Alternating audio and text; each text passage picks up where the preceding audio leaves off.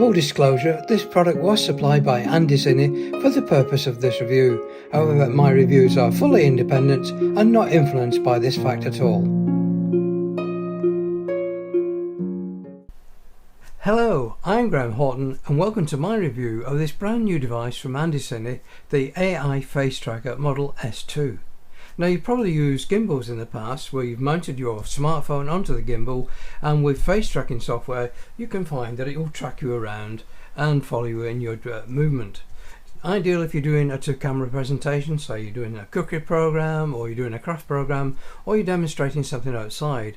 The only problem with those is you've got to mount the smartphone onto the gimbal, download an app, connect it via Bluetooth, define the target, and then sometimes it doesn't work exactly as you planned it to. With this new face tracking device from Andycine, you probably find that those problems have disappeared. Let me unbox the product for you and show you exactly what you get, and then I'll show you how you can use this device not only to mount smartphones, but things like action cameras, lens cameras, and even compact cameras up to about 390 grams in weight. So it gives you a tremendous portfolio of cameras that you can use with this device.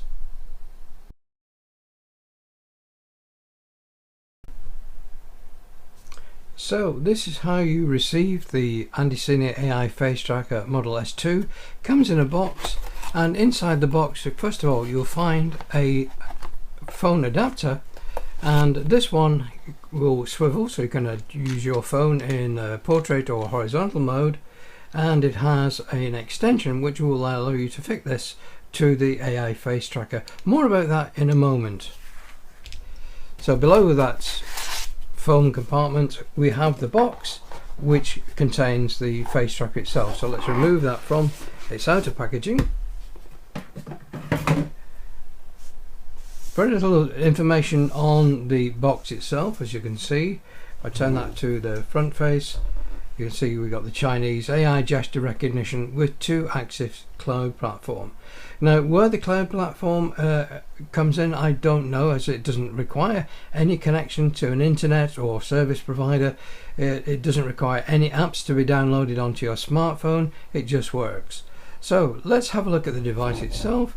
It does say it got 360 degrees rotation, which means that this device will track you if you do a 360 degree rotation around your device.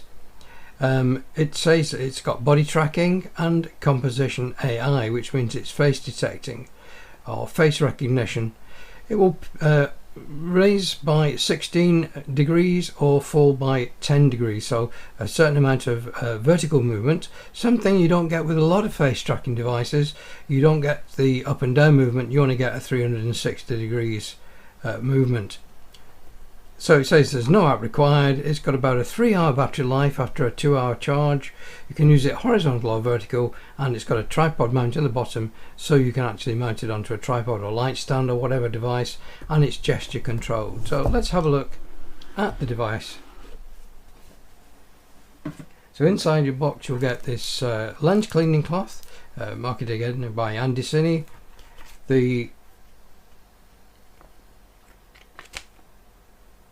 thank you for buying card, and then the general instructions of how you will set this up. You're also provided in the box with a USB-A to USB charging cable to charge the internal 2500 mAh battery in the device. So let me just lift this out of its compartment. And here we have the device itself. It's a bowl-shaped device with about 108 millimeters diameter. It weighs just under 360 grams and has in the bottom the 1/4-20 threaded mount, so you can mount this to your tripod or onto a light stand to enable you to use it in a variety of situations. Here's the lens which allows the device to face track. The slot allows the lens to move up and down by that up 16 degrees and down 10 degrees. In the top we've got a clamp which allows you to clamp your smartphone. If you notice also in the top there we've got a 1/4-20 threaded hole which allows us to fit this device, which will screw into that mount there. Now the reason they provide you with this device is if you've got phones which are too wide to fit in the actual throat, which is about 30 millimeters, you can fit them into this device. But also, when this device is in operation, if your smartphone's mounted here and you're using the internal microphones, you may find that the microphones will pick up the internal noise of the motor as it tracks around. So by mounting this device in here on your smartphone on a clamp, you're raising the smartphone away from the motor noise, and hopefully you'll get better audio. On the rear of the unit, we've got a USB-C port, which is used for charging with that USB-A to C port. But I've also, in my reverse assembly of this device, found that this is fully wired. So it could be that in future this could be used for firmware upgrades, or could it be used as a webcam? As we've got a lens and a processing system, could we actually use this in the future for a webcam? There is a small LED here which is used to indicate the charging status, and here we've got a reset button if we have to reset the unit.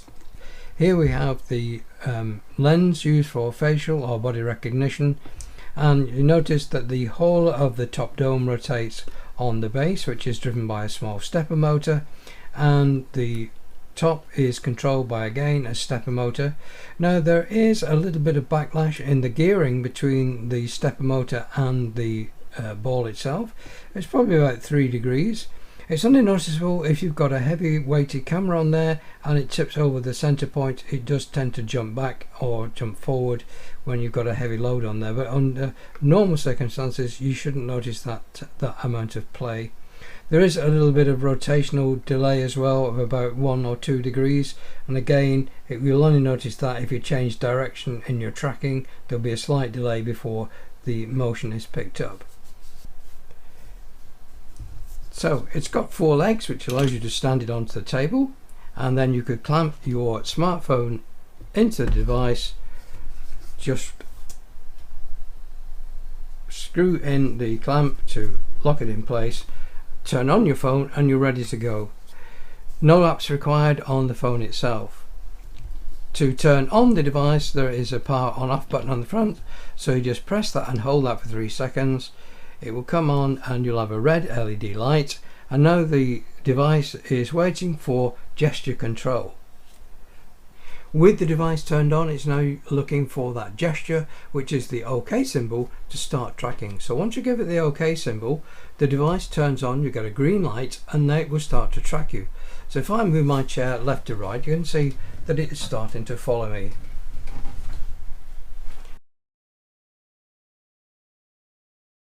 Now ideally, to use this face tracking system, it's better if you can keep the camera in the Andycine S2 roughly around eye level. It means then you've got the full vertical movement of the system from -10 to +16 degrees.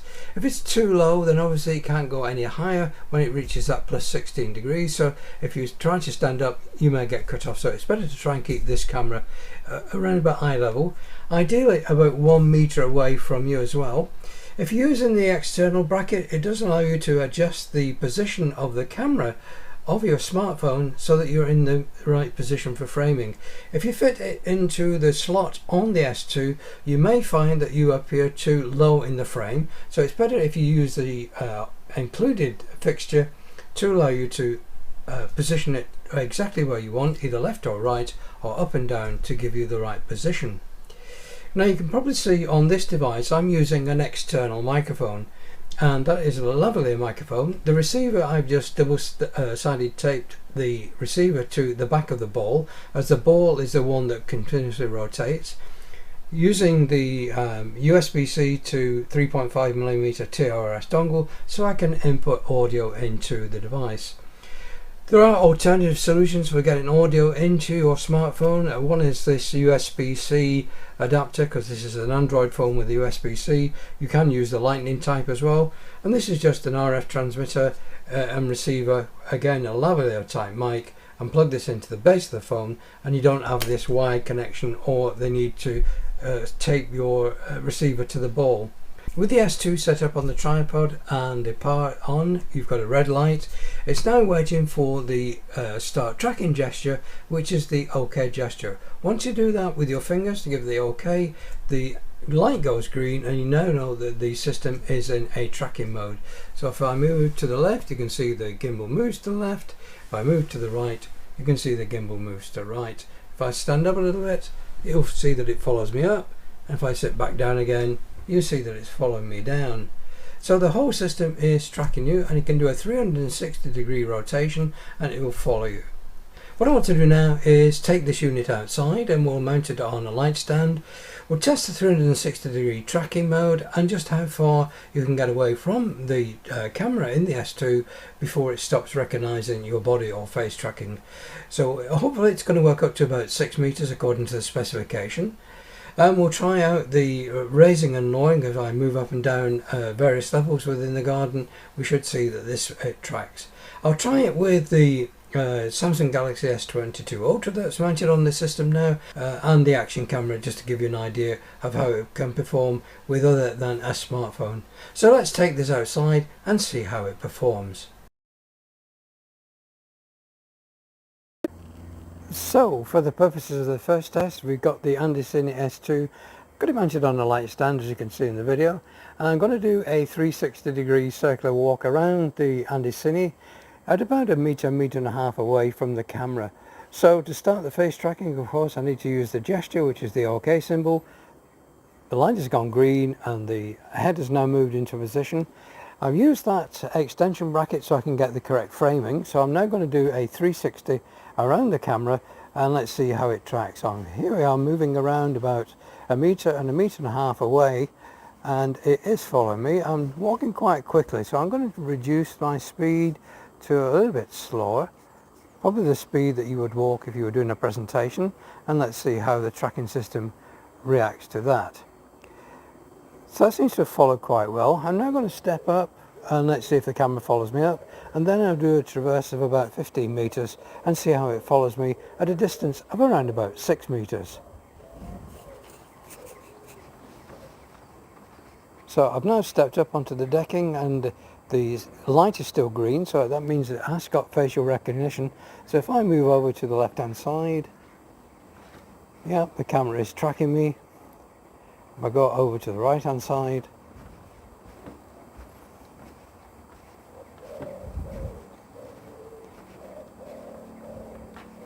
again the camera is tracking me. I've still got a green light, so it's recognizing a body shape or facial recognition, whichever it's using to determine how to use the pan. So again, I'll step down onto the decking and the camera should come down, and let's try a rotation again.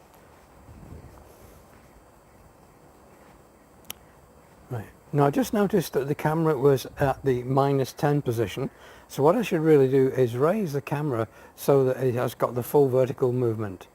I'm going to stop the tracking and we'll carry on.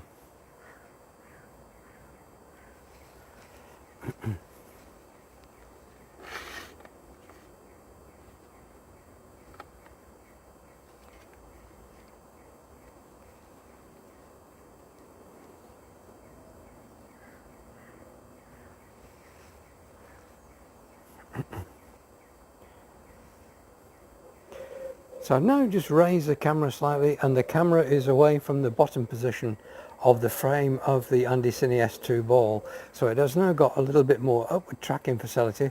I should be able to still bend down and it should track me down as it does now, but it's now bottomed out. Let's go up a bit and see if the camera follows me up. It does follow me up. I'm going to do that step up again, see whether it follows me up. So we've gone up the step, and let's come down the step, and it should be able to follow me around. So let's change over from the smartphone and I'll install a action camera on the top of here and we'll see how that pans out. And now it's recording. So I'm going to enable the tracking on the Andycine S2 by using the gesture. So now we should be controlling the position of the S2 using AI face tracking. So just do again a 360 and I'll keep to about 2 meters away this time. So I'll now pan around again at a gentle walking speed. That's at about 2 meters. So I'm going to go up again onto the deck and we'll go over to the left hand side, and then we'll traverse over to the right hand side.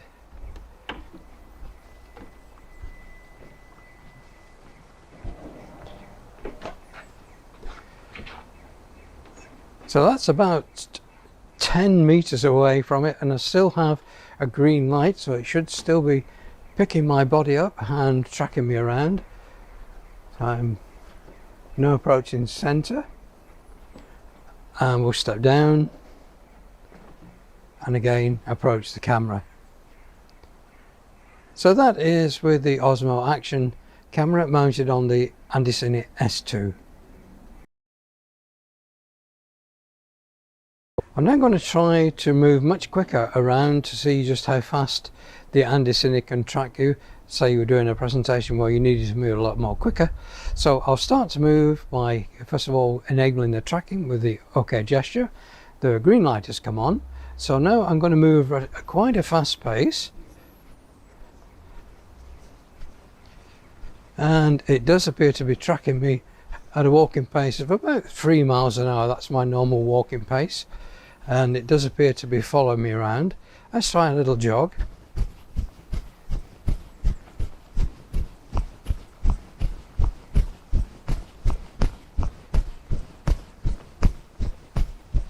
And again, it's maintaining the tracking, so the tracking is quite good on this device. Now, one thing I have noticed is the OK gesture always works, but sometimes the stop tracking gesture, which is a closed palm, doesn't always get picked up, and I think it depends on the difference between your hand and the background. If you've got a cluttered background, the camera doesn't seem to be able to identify that. So let's just try that. So it hasn't seen that, so I'm going to try and put my hand where there is nothing in the background. So again, it hasn't picked that up. Let's try the other palm. Hasn't picked that up. Let's move around, try and get a better background there perhaps. Try the palm. Isn't seeing that. Let's try the other palm. Isn't seeing that. We'll try 2 palms. No. Let's try away from that cluttered background. Let's try that background. And it has seen that. So it looks as though your background may influence the way that the stop tracking gesture is recognized, but I say it always picks up the OK, no problem at all. It seems to be the stop gesture which is the problem for it. Let me show you now how you could mount your action camera onto the S2 device. With the spigot screwed into the usual GoPro adapter, you can then screw this into the S2 device, into that 1/4 threaded hole.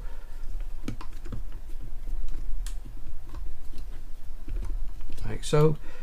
Set the action camera facing forward, and again just turn on your action camera or use the app to control over Wi-Fi. Use the OK gesture, and then again the device will track and your GoPro or action camera will actually follow you around.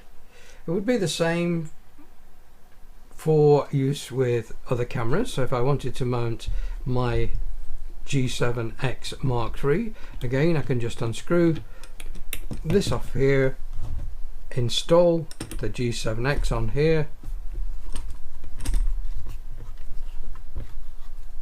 set it into the forward position like so, turn on the camera, start the record process, and then again with the OK gesture you can see that the device will carry that camera. It has a payload of about 390 grams, so it will track up and down with that 360 degrees. So now this is a test using this Zoofon wireless microphone. It's a much more compact system. You don't have those trailing wires going from the receiver into the dongle plugged into your smartphone. So this is available as a USB-C device and also as the Apple Lightning connector device. So that's my review of the new AI face tracking system Model S2 from Andycine. I'll put links to the supply of this product from Amazon and B&H Photo in the video description below. If you've not seen my photography blog, do check it out. There's lots more information on Panasonic Lumix bridge cameras, the Sony RX10 bridge camera and Canon mirrorless cameras. So please do check that out if you've not already done so. So until my next video, thanks again for watching. Please do take care, and I hope to see you all very, very soon. Goodbye for now.